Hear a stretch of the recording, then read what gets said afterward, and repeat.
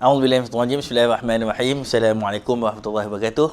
Okey, alhamdulillah bertemu lagi kita dalam slot ringkasan kitab Al-Kabair dalam program Khair Ummah, dan sama-sama kita buka pada halaman yang ke-102, iaitu dosa yang ke-17, penginayaan dan juga kezaliman. Baik adik-adik, pernah tak kita dengar apakah makna zalim? Jadi kita tengok, iaitulah zalim, perbuatan memakan harta manusia dan mengambilnya secara zalim. Maknanya di sini, zalim itu adalah meletakkan sesuatu bukan pada tempat dia. Contohnya, adik-adik kita kena datang ke sekolah untuk belajar. Tapi apa yang kita lakukan? Kita datang sekolah, kita tak belajar. Kan? Datang sekolah kita main, datang sekolah kita tidur, datang sekolah kita ganggu orang lain. Maka kita telah menzalimi diri kita. Jadi, zalim meletakkan sesuatu bukan pada tempatnya. Maka disebut dalam surah Ibrahim pada ayat yang ke-42, A'udzubillahi minasyaitonirrajim, وَلَا تَحْسَبَنَّ اللَّهَ غَافِلًا عَمَّا يَعْمَلُ الظَّالِمُونَ إِنَّمَا يُؤَخِّرُهُمْ لِيَوْمٍ تَشْخَصُ فِيهِ الْأَبْصَارُ. Dan janganlah sesekali kamu, wahai Muhammad, mengira bahawa Allah lalai daripada apa yang diperbuat oleh orang-orang yang zalim. Sesungguhnya Allah memberi tangguh kepada mereka sampailah hari yang waktu itu mata mereka terbelit. Mereka datang bergegas-gegas pada waktu itu, memenuhi panggilan dengan mengangkat kepalanya, sedang mata mereka tidak berkedip-kedip dan hati mereka kosong. Jadi hadirin yang dirahmati Allah Subhanahu Wa Taala, maka ada di dalam kalangan manusia ini, mereka menzalimi orang lain. Maknanya, menginaya orang lain. Kalau bahasa kita ni, kan, mereka buat yang tidak elok, kan, ataupun buat khianat kepada orang lain.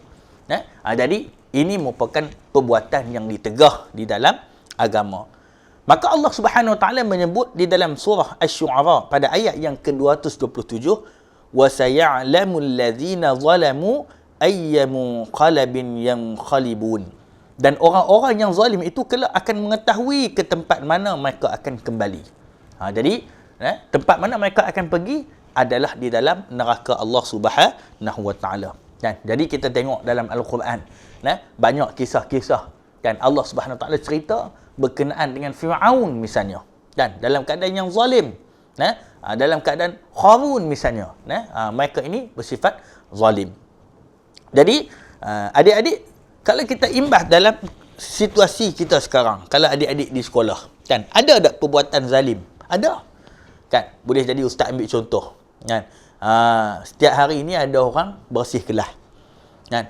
Bila kita ada orang bersih kelas, kita tengok dekat kelas tu dia ada jadual tugasan. Hari Isnin siapa, hari Selasa siapa, hari Rabu siapa.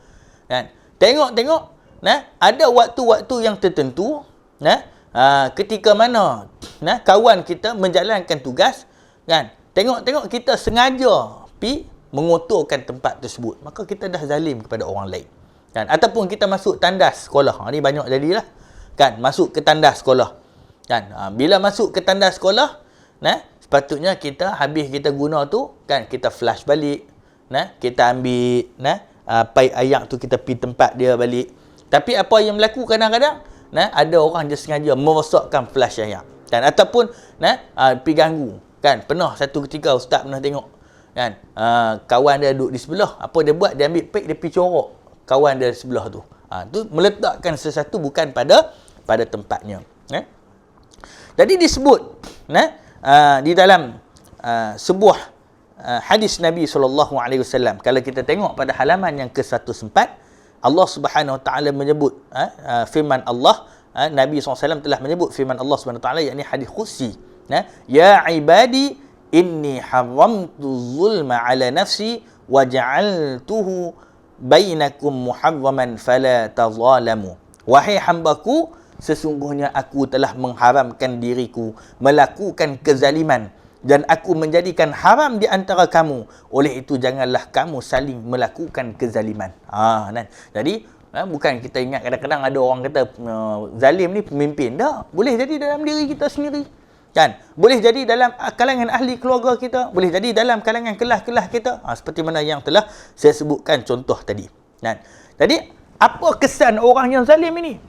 Bila mana dia melakukan kezaliman, mestinya akan menyebabkan kebinasaan kepada orang yang dia zalimi. Contohnya lah kalau kamu ketua kelas ataupun kalau kamu pengawas, kan kamu bersikap zalim. Boleh jadi, kalau di asrama misalnya, ustaz ambil contoh, kan masuk pelajar tahun baru, boleh jadi kan tingkatan 1, hang tingkatan 1, aku tingkatan 5 ni, hang kena bagi duit perlindungan pada aku, contoh dia. Dan patutnya tingkatan 5 tu dia kena berbuat baik kepada adik-adik di bawah, kena jaga kebajikan adik-adik di bawah. Ini menggalakkan aktiviti gangsterism dan sebagainya, bully dan sebagainya. Jadi disebut oleh Nabi SAW pernah satu ketika, kata Nabi SAW, tahukah kamu siapakah yang disebut sebagai orang yang muflis? Nabi tanya kepada sahabat-sahabat, hampa nak tahu tak siapa dalam kalangan hampa ni orang yang muflis? Maka para sahabat pun menjawab, wahai Rasulullah, orang yang muflis menurut kami adalah orang yang tidak memiliki dirham serta harta benda. Waktu tu duit ni dia pakai dirham, serupa kita ringgit Malaysia lah. Kan? Jadi sahabat bagi tahu orang yang muflis ni orang yang tak ada duit, habis duit. Muflis kan kita tengok, zaman Covid ni banyaklah kan asal daripada kaya raya, kan tengok jatuh, perniagaan dia tak laku, maka dia banyak hutang lalu muflis. Maka kata Nabi, lalu baginda SAW bersabda pada halaman 104, kita boleh tengok di situ, sesungguhnya orang yang rugi di kalangan umatku adalah orang yang datang pada hari kiamat dengan membawa pahala puasa dan zakat, namun ia datang dalam keadaan telah mencela si fulan ini, makan harta si fulan ini, merendahkan kehormatan si fulan ini, dan memukul si fulan ini, dan menumpahkan darah si fulan ini. Maka kebaikannya diambil untuk si fulan ini, dan diambil lagi kebaikannya untuk si fulan ini. Disebut kan, dia bawa pada hari kiamat nanti pahala puasa dia. Kita buat amal ni banyak adik-adik, kita umat Nabi kan. Jadi untuk umat Nabi SAW ni, adik-adik yang dirahmati Allah SWT, kita buat amal sedikit, pahala dia besar. Contohnya adik-adik ni, kita duduk dalam majlis ilmu sekarang ni. Kita duduk dalam majlis ilmu ni, iaitulah disebut dalam satu riwayat lebih berat pahala dia, lebih besar pahala dia daripada kita solat sunat 1000 rakaat. Masya-Allah. Kan? Agak-agak kita mampu dah umat akhir zaman ni 1000 rakaat. Bukan kata 1000 rakaat adik-adik. Kan? Solat sunat tarawih. Kan? Apa dia tarawih? Berehat-rehat. Kan? Kita buat relax. 20 rakaat dengan 8 rakaat. Menang mana lagi adik-adik? Jawapan dia daripada kamu semua. Kan? Jadi, nak cerita dia adik-adik, kita umat Nabi, kita buat amalan yang sedikit tapi ganjaran dia besar di sisi Allah Subhanahu Wa Taala. Kita bawa pahala puasa, kata Nabi, ada orang yang bawa pahala zakat dia, ada orang bawa pahala sedekah dia, kan? Buat baik pada ibu dan bapa, tapi tengok-tengok dia ada buat khianat pada orang lain. Kan? Contohnya, duk main bola elok-elok, kan? Dia geram kat kawan tu, apa dia buat? Dia pergi tendang kawan tu pula kena ambil MC pula seminggu. Kan? Takkan ayo. Sepatutnya kita kena bila kita main bola tadi untuk tujuan kesihatan, kan, nak dapatkan kesihatan yang baik. Maka disebut oleh Nabi SAW, maka kebaikannya sudah habis sebelum kehabisnya kesalahan terhadap mereka. Habis dah pahala dah, kan. Kebaikan dia nak bagi, nak bedok kat orang tu tak ada habis dah, kan. Tapi khianat dia tu banyak lagi pada orang lain. Maka diambil kejahatan orang-orang itu. Diambil pula. Dulu hang mat kata, dulu hang pernah khianat kat aku. Dulu ni hang pernah ambil barang aku, hang tak bagi balik. Dulu ni aku buat kerja sekolah, kan. Tengok-tengok hang ambil buku tu hampir lempak kat tempat lain. Kan kita meletakkan satu bukan pada tempat dia. Maka kita ambil pahala, ambil kejahatan orang tadi tu, metak kepada kita. Allahu akbar adik-adik. Maka diberikan kepadanya, kemudian dilemparkan ke dalam api neraka Allah Subhanahu Wa Taala. Habis tu dah muflis.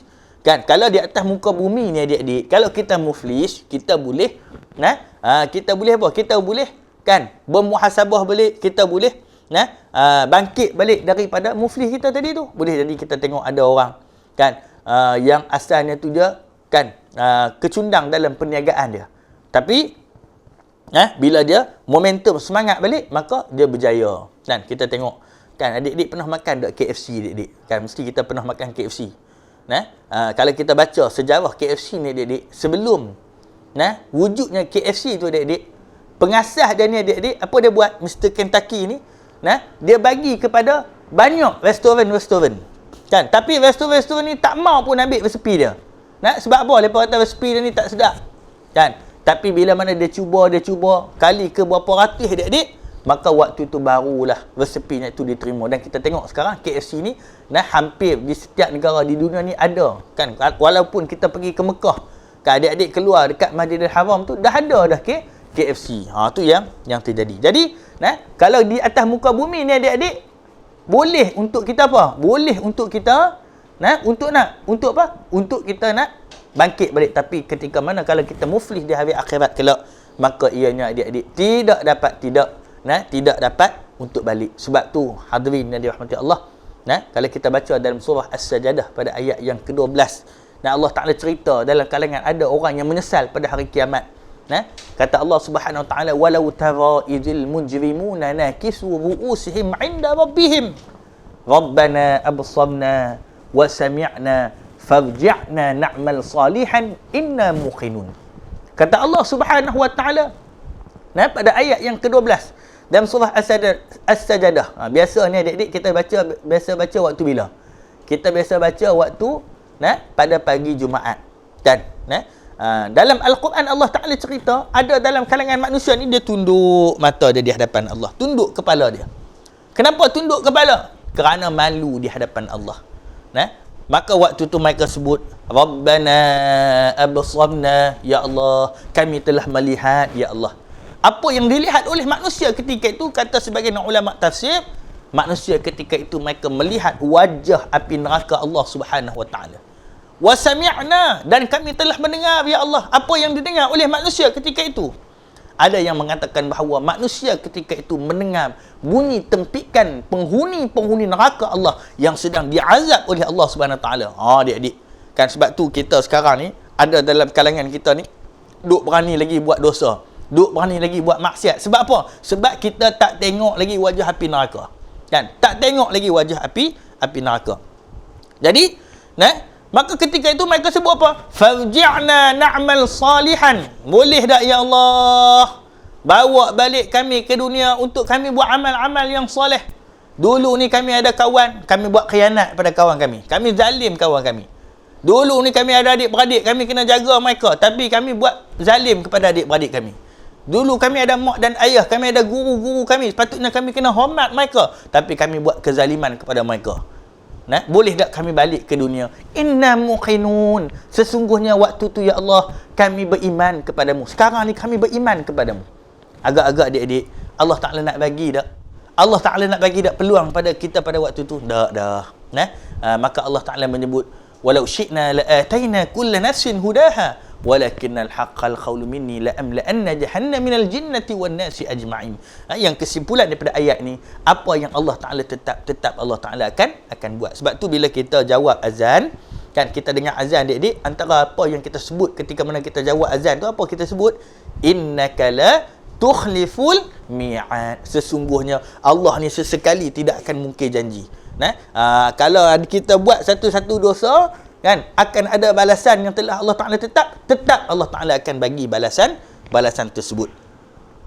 Jadi disebut pada muka surat yang ke-105 telah disebutkan sabda Nabi terhadap Muaz bin Jabal ketika Nabi mengutuskan ke Yaman, dan takutlah terhadap doa orang yang dizalimi. Nabi pesan kepada sahabat Muaz bin Jabal, kamu kena ingat, takutlah kalau kamu buat zalim, takutlah kepada orang yang dizalimi. Kerana apa? Kerana di antara doa dan di antara Allah, tidak ada di antaranya doa dan di antara Allah hijab. Tak ada penghalang. Terus. Kan? Ada sebagian ulama mengatakan bahawa walaupun kepada orang kafir, kan, walaupun kita buat khianat dekat Acung, kita buat zalim dekat Mutusami, maka itu juga akan mendapat pembalasan daripada Allah Subhanahu wa taala.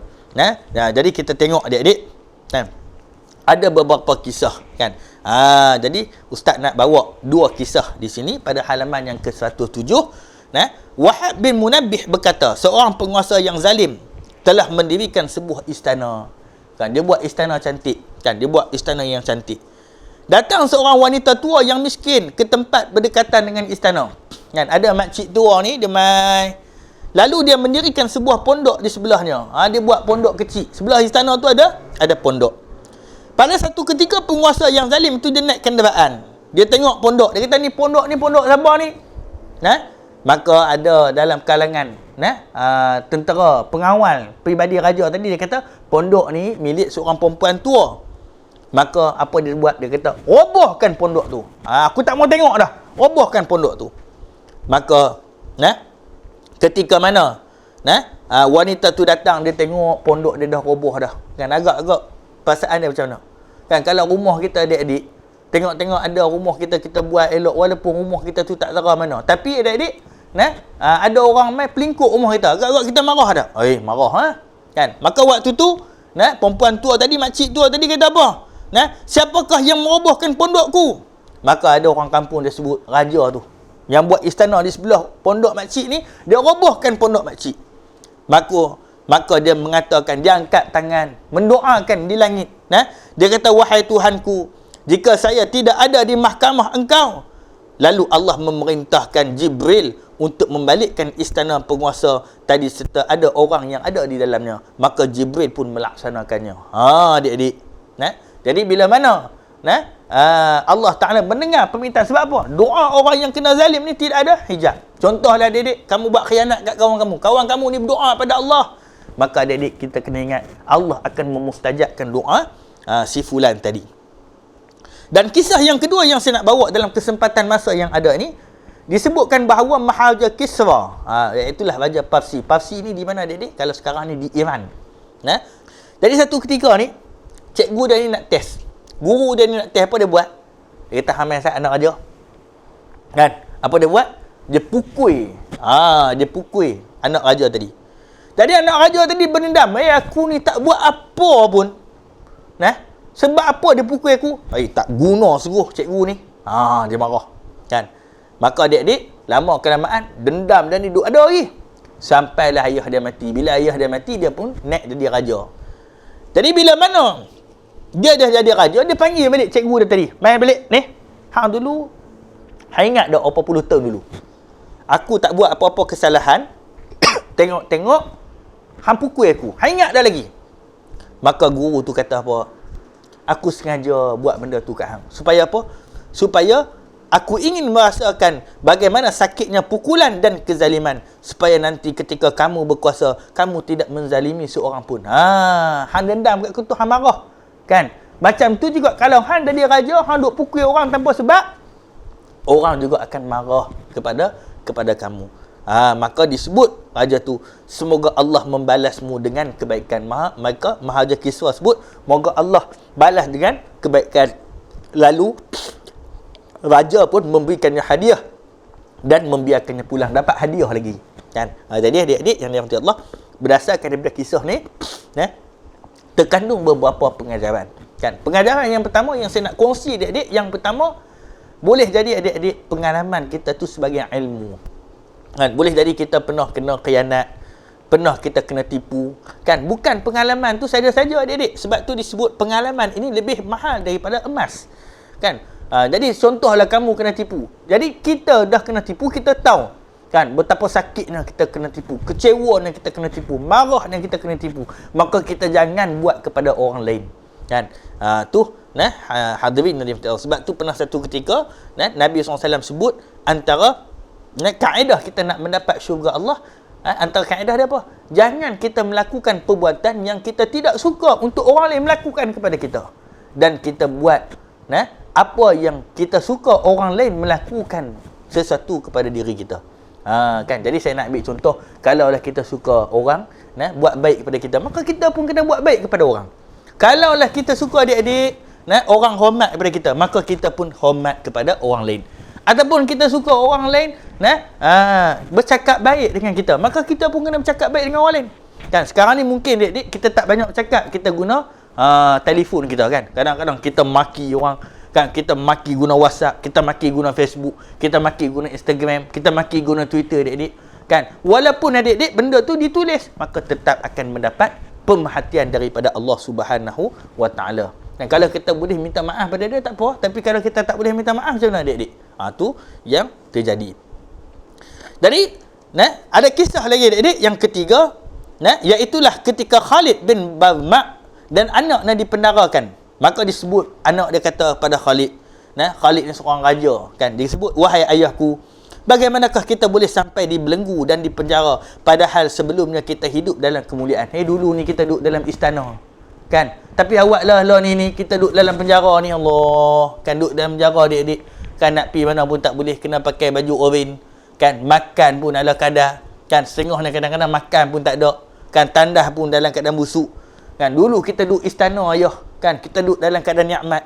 Maka ayahnya pun menjawab, apa ayah dia kata, wahai anakku, ya bunayya, doa orang yang dizalimi berkumandang sepanjang malam. Allah Ta'ala duk dengar doa orang yang dizalimi, tapi kita telah melupakannya, sedangkan Allah tidak sedemikian. Kita dia terlupa adik-adik. Jadi, pengajaran daripada kisah ini adik-adik, maka walaupun kita rasa kita ni hebat dah, kita boleh zalim, kan, dia tu sembang kemah ingat dalam kelas tadi, aku pancit tayar dia kan, kena kawan tu adik-adik tengok balik, dia pula tak ada duit adik-adik nak pancit, dia pun doa, ya Allah, kau bagilah pembalasan ya Allah kepada orang yang pancitkan tayar aku dengan sengaja ni ya Allah.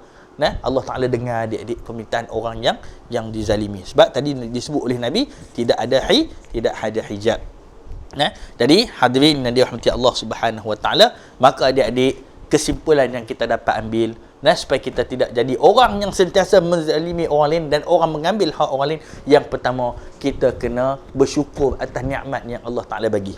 Dan bila kita bersyukur atas nikmat yang Allah Ta'ala bagi, maka hati kita akan jadi tenang. Kita tengok ada orang tu, alhamdulillah kan, boleh jadi nanti aku pun dapat juga kan. Sebab tu Allah Ta'ala sebut, la in syakartum la azidannakum, kalau kamu bersyukur aku akan tambah lagi adik-adik, wala in kafartum inna azabi lasyadid, tapi kalau kamu kufur, nescaya azabku amatlah pedih. Jadi kita kena ingat adik-adik yang dirahmati Allah Subhanahu Wa Ta'ala kan, maka adik-adik yang dirahmati Allah Subhanahu Wa Ta'ala, kita kena ingat bahawa kita ni hidup sementara je adik-adik kan, hidup kita sementara je. Nabi sebut baina sitin wa sab'in, 60 hingga 70. Jadi pengalaman ustaz lah adik-adik, ustaz nak kongsikan pengalaman saya sendiri. Kita tengok orang-orang yang soleh kan, orang-orang yang baik-baik kan, di masjid dia selalu tolong orang kan, di kampung dia selalu tolong orang.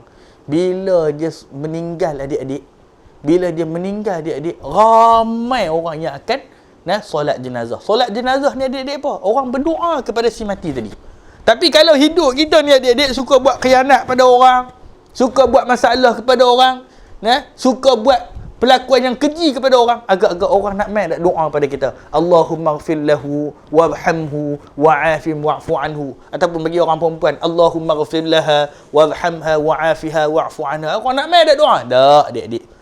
Sebab tu hadirin dan diminta Allah, kalau kita tengok orang-orang yang soleh, umun adik-adik orang yang nak berdoa kepada mereka. Sebab apa? Sebab mereka ini disayangi oleh kawan dan juga lawan. Jadi hadirin dan dirahmati Allah Subhanahu Wa Ta'ala, mudah-mudahan kita dapat ambil iktibar dan perkongsian tadi. Apa yang baik itu daripada Allah, kelemahan dan kekurangan daripada diri saya. Ingat adik-adik, jangan kita buat zalim kepada orang lain, nescaya hati kita tenang dan orang lain senang dengan kita. Assalamualaikum warahmatullahi wabarakatuh.